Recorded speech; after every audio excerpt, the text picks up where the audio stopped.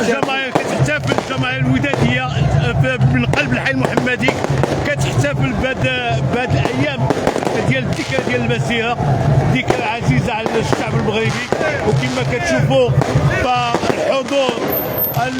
الحضور سواء السائرين والمتفرجين والمتتبعين كيشوفوا هذه الاشياء الاصطناعيه وهذه المقطعات اللي عاطيه واحد رونق وواحد الجماليه بهذه المناسبه وبهذه الذكرى العظيمه والذكرى احتفال ديال الشعب المغربي بالقرار الاممي ديال 31 اكتوبر، ذكرى اعتراف الامم المتحده والصحراء المغربيه.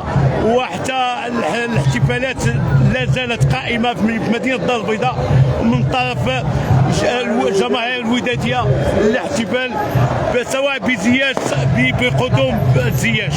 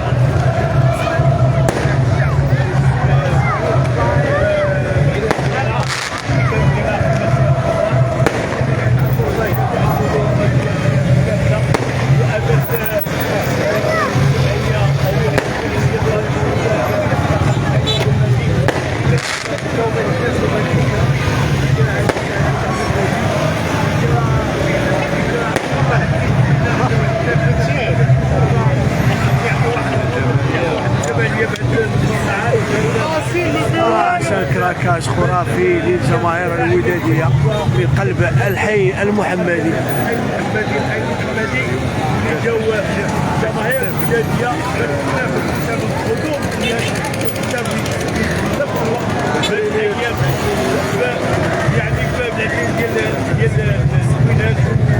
وحتى كما كتعرفوا فهاد الايام هذه فهي احتفالات ديال القرار الاممي ديال الامم المتحده بالمغربيه. وهذه الايام كلها مفرحه، وانا كنشكر هذا الشباب هذا اللي انا كيدير واحد الاحتفاليه جد مستوى مستقبل الدار البيضاء وفوق الحي.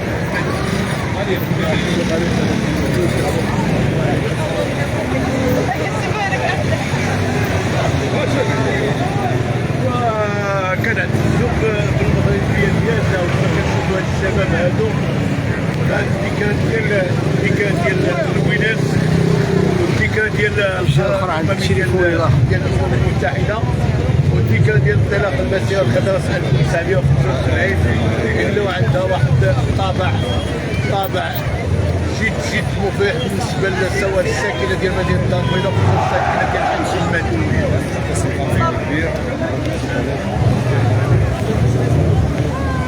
هي مش